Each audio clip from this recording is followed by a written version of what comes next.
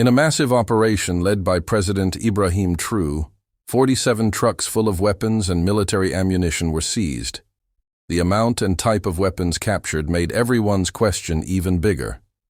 Who were these weapons going to, and who is behind this? The incident began 3 days ago at midnight in the Kanchari region, near Burkina Faso's border with Togo. Border guards noticed abnormal activity during routine patrol. A long convoy was moving along the borderline. That is usually quiet at these hours. The size of the convoy and its midnight movement raised suspicion. Border Commander Captain Traoré immediately reported the situation to higher authorities. Intelligence information received claimed the convoy was carrying humanitarian aid. But something was strange. Why would humanitarian aid be transported at midnight? Moreover, the convoy was using deserted back roads, not the normal route. When Traoré received this information, his instincts told him this was not an ordinary event. He immediately called Special Forces Commander General Ibrahim Zerbo. "General, stop the convoy, but be careful. This might not be simple smuggling," he instructed. Special Forces moved into action silently. They set up an ambush on the I road where the convoy would pass. Helicopters took off. Drones began tracking the convoy. The massive convoy of 47 trucks was moving forward, unaware of anything. The operation began around 4 in the morning. Special Forces blocked the road. The convoy suddenly stopped. Drivers tried to flee in panic, but the circle was tightening. After a short chase, all drivers were captured. When the first truck was opened, the sight that emerged shocked everyone. Modern automatic weapons were coming out of humanitarian aid sacks: AK-47s, M16s, hand grenades, rocket launchers, and much more. Each truck was like an arsenal. Captain Kabori immediately called. "Traoré, Mr. President, you won't believe it, but there are enough weapons here to meet the needs of an army. This is not normal smuggling. Someone is preparing to start a war in Burkina Faso," Traoré said in a calm but determined voice. "Collect everything. Not even a single bullet should be lost, and make the drivers talk. We need to find out who is behind this." One of the captured drivers, Jean-Baptiste Compère, was the first to speak. He began to tell, trembling. "They told us these were agricultural machinery parts. We were going to take them to a warehouse in Togo. From there they would be loaded onto a ship." As the interrogation deepened, the scale of the matter emerged. Most drivers didn't know what they were carrying, but those who organized it were very professional. Each truck had a different route. They had left at different times. They had met at the border and formed a convoy. On the second day, more striking, findings were obtained in the detailed search. Serial numbers on the weapons had been attempted to be erased, but Burkina Faso intelligence revealed some numbers with modern techniques. These weapons came from very interesting places. Some weapons were from the civil war in Libya, some had been used in Yemen, some were newly manufactured and had never been used. The total value of the weapons exceeded $100 million. Who had paid this much money? Traoré immediately convened the National Security Council. The inventory of seized weapons was presented at the meeting: 15,000 AK-47 rifles, 5,000 M16 rifles, 3 million bullets, 50,000 hand grenades, 1,500 rocket launchers, 200 anti-aircraft missiles, 20 tons of explosives. Defense Minister General Sadou Traoré was in shock. You could invade a small country with these weapons. These were definitely prepared for a coup or civil war. Who needs this many weapons? Interior Minister Hosseini Kari was concerned. "Mr. President, if these weapons had been distributed, our country would have turned into a bloodbath. Terror groups could have fought for years with these, or opposition groups could have staged a coup." Traoré stood up. "Friends, this is not a coincidence. Someone wants to destabilize our country just like in Libya, Syria, Yemen. But we are awake. We have disrupted their game." Intelligence Chief Commandant Ouedraogo took the floor. "Mr. President, one of the captured drivers has started talking. The final destination of the weapons was secret warehouses in Ouagadougou. They would be distributed there. Upon this information, Traoré made a tough decision. Immediately start a large-scale operation in Ouagadougou. Search all suspicious warehouses. Find out who is waiting for these weapons, and most importantly, find the financiers. The next day, dawn operations began in the capital. Every site Claire visited ended up compromised. Not always destroyed, but exposed. Rebel groups who had hidden for years suddenly found themselves outflanked, targeted, eliminated. Yet she always walked away unscathed. Not once had her convoy been attacked. Not once had she needed extraction. At first, the assumption was a leak in military communications, but encrypted networks held firm. No breaches, no bugs. Then came the realization that chilled even Yarrow. What if the leak wasn't technical? What if the intel wasn't stolen but given? Claire's laptop, her satellite phone, her tablet, all allowed under NGO clearance, could quietly transmit geolocation data without triggering suspicion. Her presence wasn't a risk. It was the bait. The perfect Trojan horse, masked as empathy, Yarrow. Brought the findings to President Traoré in silence. Traoré didn't look up from the map on his desk. His fingers traced the next likely target. Claire was already scheduled to visit it. His voice, when it finally came, was razor thin. Pull surveillance from her hotel. I want to know who she calls at night. The sun was already sinking over Dori when the ambush hit. A military convoy transporting wounded soldiers from a skirmish near the Niger border was blown apart just outside the city's edge. The route had been classified.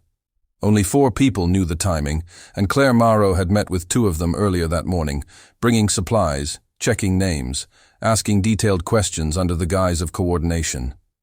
Captain Yarrow stood over. The wreckage that night, the scent of diesel and blood still thick in the air. A young lieutenant's body lay crumpled against a tree, his hand still clutching a radio. Yarrow's jaw tightened. He didn't need orders anymore. The pattern wasn't a pattern. It was a signature. Claire, of course, was unharmed. She had left Dori an hour before the attack, citing unforeseen scheduling changes. Her driver confirmed the alibi. So did the hotel. But her satellite phone pinged just 5 kilometers from the site, 15 minutes before the bombs went off. President Traoré received the report in his private quarters. He didn't speak. Instead, he paced the tiled floor of his residence in silence, eyes narrowed, voice buried somewhere deep behind clenched teeth. Claire's face was on the cover of a French magazine on his desk. "An Angel in Africa," the headline read. He flipped it over. Later that night, Yarrow waited by the compound gates as Traoré emerged, jacket in hand, eyes like steel. He didn't bring his ministers, no press, no convoy, just Yarrow, and a decision heavy enough to shift the course of a nation. "She moves again," Traoré said, stepping into the jeep. "We follow." And as the engine roared to life, Yarrow asked the question that had haunted them both for days. "Do we arrest her for what she's done, or for who sent her?" Bobo Dioulasso Airport pulsed with its usual chaos. Vendors shouting, luggage carts rattling, foreign aid workers shuffling through security in pressed linen shirts.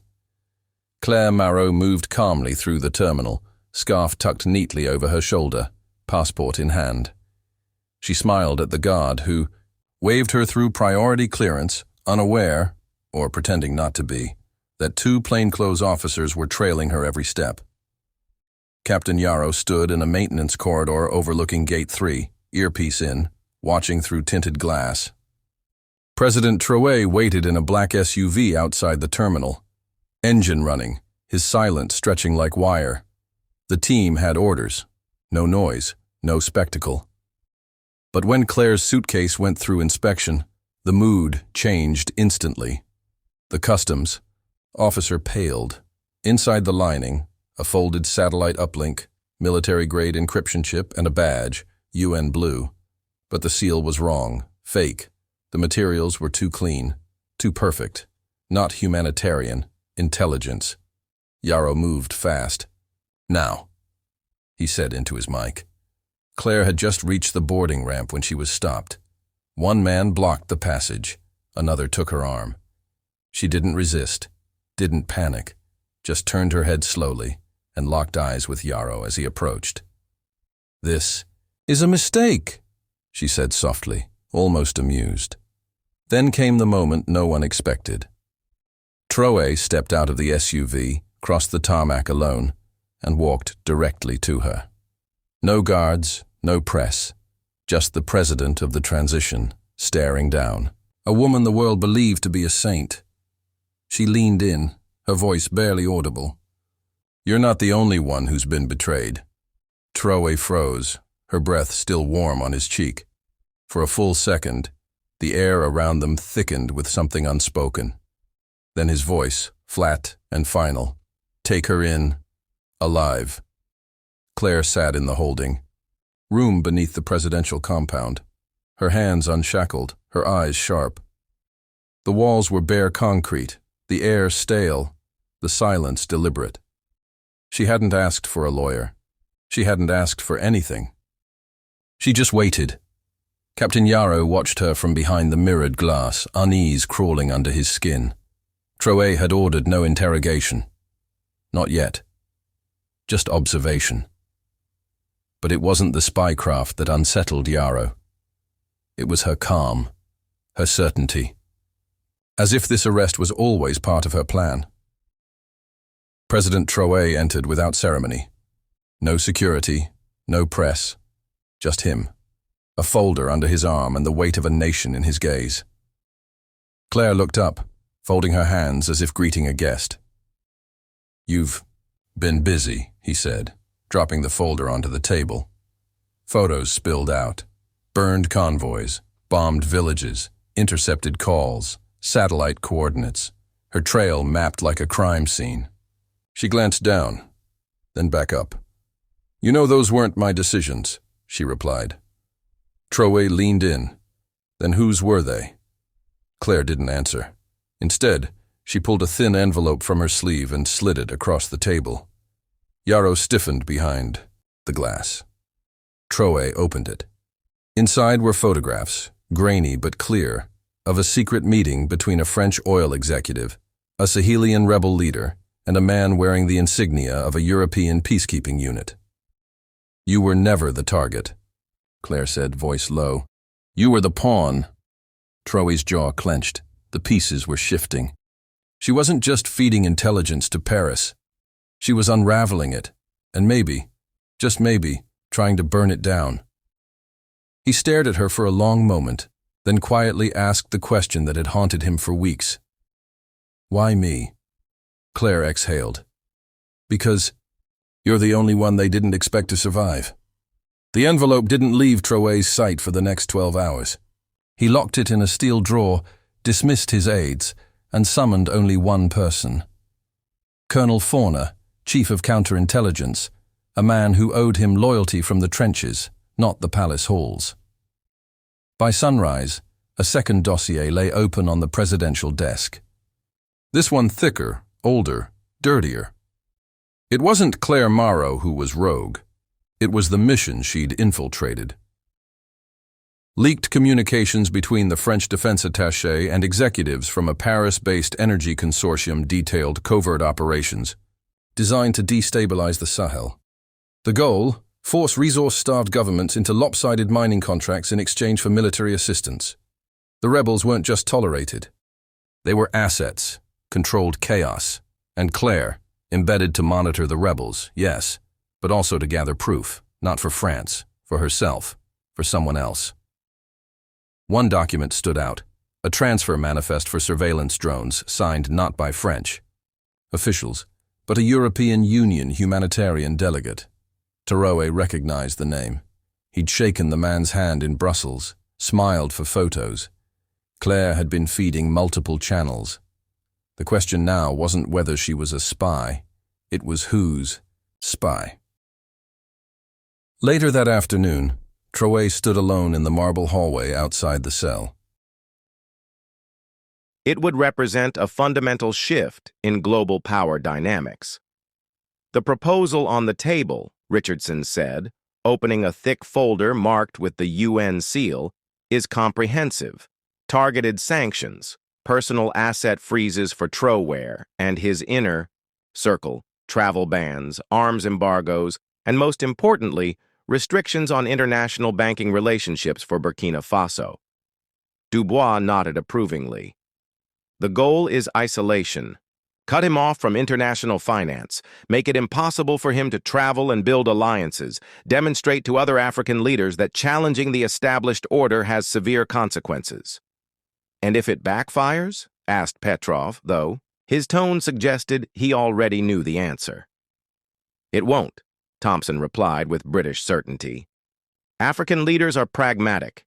When they see Traoré isolated and his economy collapsing, they'll distance themselves. No one wants to be on the wrong side of international law. The vote was swift and decisive. 4 nations in favor, 1 abstention from China. Within hours, legal teams were drafting the sanctions package. Intelligence agencies were preparing. Supporting documentation and diplomatic channels were being activated to ensure swift passage through the Security Council. None of them noticed Ambassador Chen's subtle smile as he gathered his papers, or the encrypted message he would send. To Beijing that evening, the West is about to make their biggest mistake in decades. Prepare to capitalize. The decision was made. The trap was set. What none of these experienced diplomats realized was that they had just lit the fuse on a powder keg that would explode in their faces, creating exactly the unified African resistance they were trying to prevent. The presidential palace in Ouagadougou stood majestically against the morning sky, its white walls gleaming in the intense African sun. Built during the colonial era but thoroughly reimagined by independent Burkina Faso, the building represented a blend of African architectural heritage and modern governance. Palm trees lined the circular driveway, where government vehicles arrived and departed with the steady rhythm of a functioning democracy. Inside his private office, Ibrahim Traoré sat behind a desk carved from local hardwood, its surface polished to mirror-like perfection. At 36 years old, he possessed the commanding presence that had made him a continental icon. But this morning, his usual confidence was tempered by the gravity of the news his aide had just delivered. "Mr. President," said Colonel Wedra Ogo, his chief of staff, placing a leather folder on the desk with ceremonial gravity. "The UN Security Council has passed Resolution 2847, comprehensive sanctions against Burkina Faso, effective immediately." Traoré opened the folder, his trained military mind quickly processing the legal language that would reshape his country's international relationships, asset freezes, travel bans, arms embargoes, banking restrictions. It was a textbook isolation strategy designed to strangle his government's ability to function on the global stage. "They're trying to make an example of us," he said quietly, his voice carrying the weight of understanding. "Show other African leaders what happens when you challenge the established order." "Sir, there's something else. Phone calls have been coming in since the news broke. Presidents from across the continent. They're not distancing themselves." Traoré looked up sharply. "What do you mean?" President Diomaye Faye from Senegal called personally, said his government doesn't recognize the legitimacy of sanctions against sovereign African nations. President Félix Tshisekedi from DRC sent a private message through encrypted channels. Even President Akufo-Addo from Ghana, despite his country's strong Western ties, expressed private concerns about the precedent this sets. The phone on Traoré's desk buzzed insistently. Colonel Urao glanced at the caller ID and his eyes widened. "Sir, it's President Ramaphosa from South Africa. Direct line." Traoré picked up the phone, switching to English. "Cyril, my brother." The familiar voice of South Africa's president came through clearly, warm but serious. "Ibrahim, I'm calling to let you know that what happened today at the UN is not sitting well with many of us down here. The African Union is convening an emergency session. I appreciate your support. but I don't want other nations to suffer consequences for standing with Burkina Faso. That's exactly the mentality we need to change, Ramaphosa replied firmly. For too long, we've allowed fear of Western retaliation to keep us divided. Maybe it's time to show the world that Africa can stand together. After the call ended, Traoré walked to the large window overlooking Ouagadougou's bustling streets. Street vendors sold colorful fabrics. Children played football in dusty lots between buildings. And the normal rhythm of African urban life continued unchanged. These people had no idea that their young president had just become the target of international isolation designed to bring his government to its knees. What the sanctions architects hadn't calculated was the deep well of continental frustration that had been building for decades. Every unfair trade agreement, every imposed structural adjustment program, every time African resources left the continent only to return as expensive manufactured goods had added to a collective anger that was ready to explode. Colonel Ouedraogo returned with updates that defied every prediction the UN strategists had made. Sir, President Traoré from the Central African Republic just announced his government will not comply with sanctions against a fellow African nation. President Bayo from Sierra Leone made a similar statement. This is unprecedented. They're not afraid anymore, Traoré realized, a smile slowly spreading across his face.